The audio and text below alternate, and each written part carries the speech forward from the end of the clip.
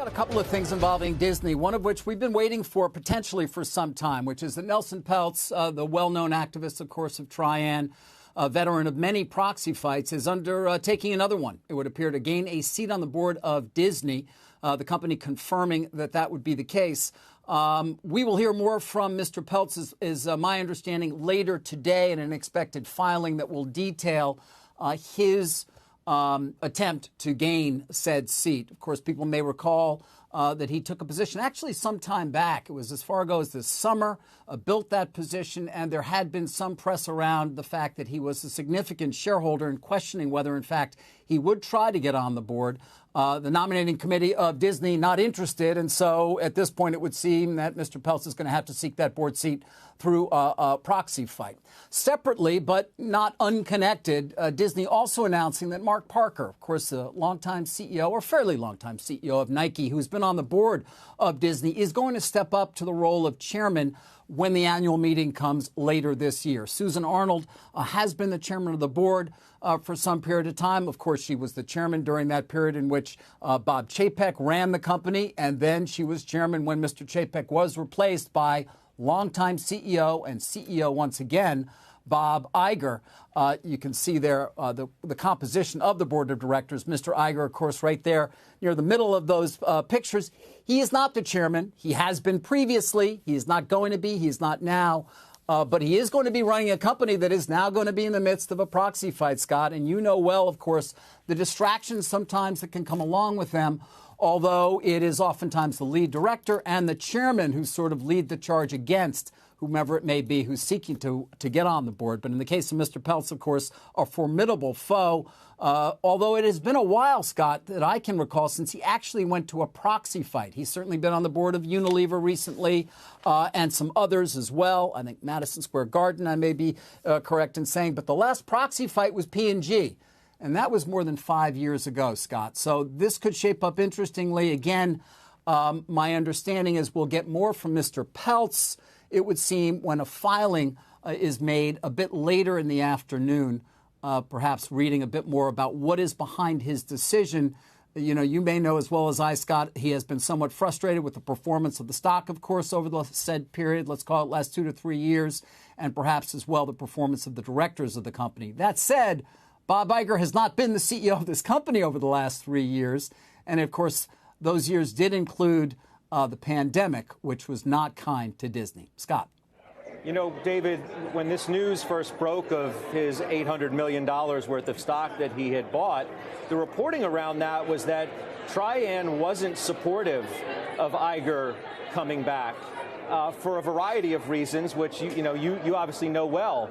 The fact that Iger was the one who picked Chapek in the first place, and then, some of the deals that Iger had done as well, particularly the Fox deal, which has led to some of the issues around the balance sheet for Disney, too. I'm wondering if you can just speak to that and sort of, it gives us insight into this, what I guess is now taken a more contentious turn between the two parties. There's no doubt it's going to be potentially contentious. I think there had been some thought perhaps that the board would just say, okay, Mr. Peltz, but you're right. There is going to be a focus to a certain extent on Iger's decision to buy Fox, the debt that came along with that acquisition. The pushback certainly will be, Scott, that really a lot more debt was taken on as a result of the pandemic in April of 2020 in order to keep the company essentially afloat during that time when so many of its operations were closed and so many of its businesses were not taking in significant revenues. But it's going to be something that shareholders ultimately will decide on at the company's annual meeting.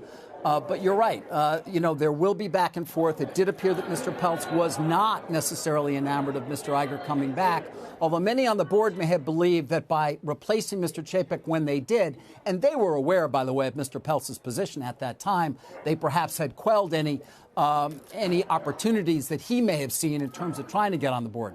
Apparently not. Again, we're waiting for more details from Mr. Peltz later today in terms of why he made this decision. It's only one board seat on as you saw, a well-populated board. But that said, Scott, as you well know, one person can make a big difference if it's the right person.